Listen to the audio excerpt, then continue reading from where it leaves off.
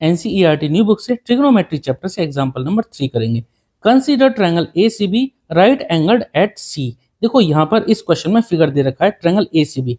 Triangle ACB है जो कि राइट एंगल एट सी पर, तो सी पर हमने यहाँ 90 डिग्री बना दिया। In which A B equal to 29 unit, A B 29 unit दे रखा है।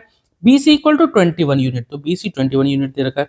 And angle A B C equal to theta, A B C ये एंगल दे रखा है theta. Determine the values of, यहाँ पर ये दो पार्ट हैं, देखिए बहुत आसानी से हम कर सकते हैं।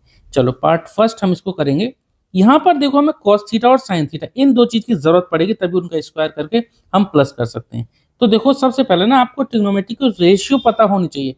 हालांकि हमने इस चैप्टर की इंट्रोडक्शन वीडियो में या फिर एक्सरसाइज 8.1 में भी इसको अच्छे से समझा है, मैं आपको फिर से बताता हूँ। देखो पंडित, बद्री, प्रसाद, हर हर भोले, ये इसको याद रखने का तरीका है जो कि सभी बच्चों को लगभग पता ही है, हर हर बोले। और ये है क्या, परपेंडिकुलर बेस, परपेंडिकुलर ये हाइपोटेन्यूज, हाइपोटेन्यूज और ये बेस।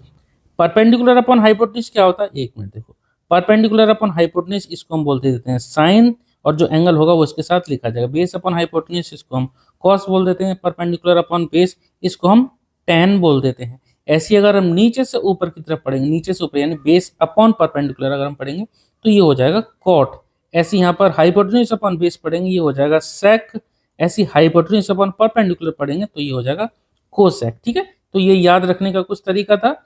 अब यहाँ पर हमें क्योंकि कॉस और साइन चाहिए तो यहाँ से कॉस थीटा निकाल लेंगे। चलो कॉस थीटा क्या होता है पहले हम यहाँ पे वही लिख देते हैं।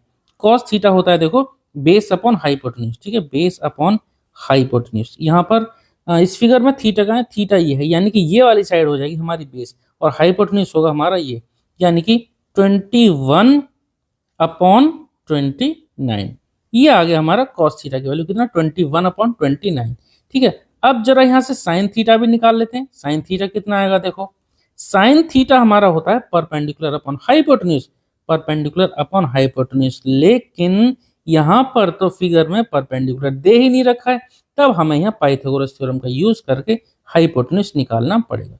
चलो मैं यहाँ लाइन खींचकर ना यहाँ सॉल्व कर देता हूँ using Pythagoras theorem, using Pythagoras theorem. तो पाइथागोरस थ्योरम का यूज करके हम एसी निकालेंगे। तो यहाँ पर देखो हाइपोटेन्यूज का स्क्वायर इक्वल टू बेस का स्क्वायर प्लस परपेंडिकुलर के स्क्वायर के बराबर होता है अकॉर्डिंग टू पाइथागोरस थ्योरम। यहाँ पर ये बेस प्लस परपेंडिकुलर, बेस का square plus perpendicular square, base का स्क्वायर प्लस परपेंडिकुलर का स्क्वायर क्या होगा, यानी कि बेस कितनी है बी सी स्क्वायर प्लस पर बी सी स्क्वायर है प्लस परपेंडिकुलर कितना है ए सी स्क्वायर इक्वल टू होगा ए बी स्क्वायर के बराबर।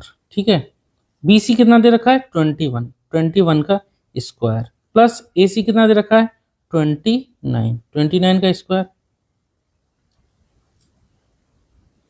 सॉरी ए सी नहीं है, ए सी तो हमें पता ही नहीं ना, ए सी नहीं पता हमें, ए सी स्क्वायर को ऐसे लिखा equal to A B square कितना है 29 का स्क्वायर।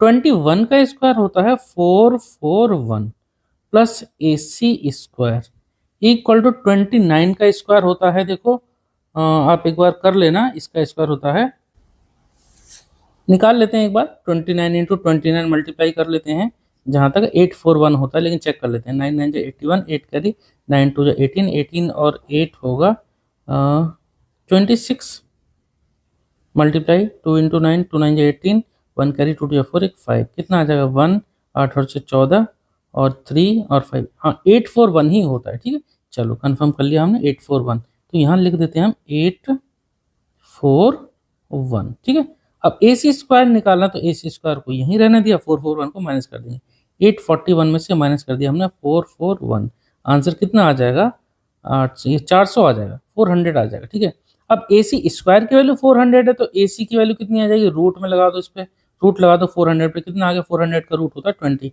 20 को 20 से मल्टीप्लाई करेंगे तो 400 आता है, तो यहाँ से ए सी की वैल्यू आ जाती है हमारी कितनी 20। ठीक है, अब चलो अब निकाल सकते हैं साइन थीटा क्या था, परपेंडिकुलर अपॉन हाइपोटेन्यूज, और हाइपोटेन्यूज हमारी दे रखी है 29, लेकिन परपेंडिकुलर अब हमने निकाले कितना 20, तो ये वैल्यू जो आ गई ना, ये ए सी की साइड कितनी आ गई 20, तो ए सी साइड आ गई 20, तो 20 अपॉन हाइपोटेन्यूज कितना है 29। ठीक है, कॉस थीटा आ गया, साइन थीटा आ गया, यहाँ पे वैल्यू पुट कर देते हैं, तो cos square theta plus sine square theta कितना आएगा, cos square theta plus sine square theta, यहाँ पे वैल्यू पुट कर देते हैं। तो देखो कॉस थीटा की value 21 upon 29, 21 upon 29, whole square कर देते हैं, क्योंकि कॉस थीटा की वैल्यू इतनी है तो कॉस स्क्वायर थीटा, इसका whole square plus sine square theta. Sine theta है हमारा कितना है 20, 20/29 ये साइन थीटा है, इसका भी होल स्क्वायर कर देते हैं। देखो डिनोमिनेटर में तो हमारा 29 स्क्वायर ही आएगा, ऊपर देखते हैं कितना आएगा 21 का स्क्वायर। चलो ऊपर हम लिख देते हैं, ऊपर लिख देते हैं हम 21 का स्क्वायर होता है 441/29 का स्क्वायर अभी हमने निकाला 841 प्लस 20 का स्क्वायर, यहाँ पे 20 का स्क्वायर आएगा 400 अपॉन नीचे तो 29 का स्क्वायर 841 ही आएगा। देखो डिनोमिनेटर सेम है, ऊपर भी हमारा सेम है, क्या आ जाएगा डिनोमिनेटर सेम है तो हम यहाँ पर 841 लिख लेंगे ऐसे ही, और ऊपर इनको प्लस करके लिखेंगे। ऊपर 441 प्लस 400 841 ही आएगा, ऊपर भी प्लस करके कैंसिल आउट हो गया, आंसर कितना आ गया 1। ठीक है, तो पार्ट 1 का आंसर आ गया हमारा कितना 1। पार्ट सेकंड देखते हैं जरा। सेकंड पार्ट में cos square theta minus sign square theta. cos theta की वैल्यू कितनी आई थी 20/29, तो यहाँ लिख देते हैं 20/29 और स्क्वायर है तो इसका होल स्क्वायर हम यहाँ लिख देंगे, माइनस साइन थीटा का स्क्वायर। साइन थीटा की वैल्यू कितनी है 20/29, तो 20/29 ये साइन थीटा का स्क्वायर नहीं साइन स्क्वायर थीटा है, तो साइन थीटा की वैल्यू है उसका हम स्क्वायर कर सकते हैं। एक मिनट, साइन थीटा की वैल्यू 20/29, कॉस थीटा की वैल्यू 20, सॉरी मैंने यहाँ गलत लिख दिया 21 है ये, ठीक है सॉरी 21/29, ठीक है स्क्वायर।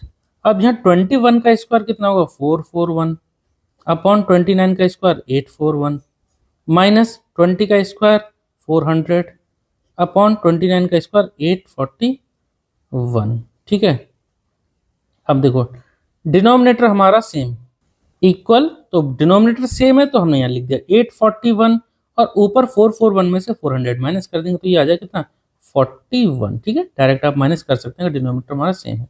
तो आंसर कितना आ गया 41/841। तो सेकंड पार्ट का आंसर आ गया ये और पार्ट फर्स्ट का आंसर आ गया ये। क्वेश्चन हमारा खत्म हो गया। उम्मीद करता हूँ आपको समझ में आया होगा।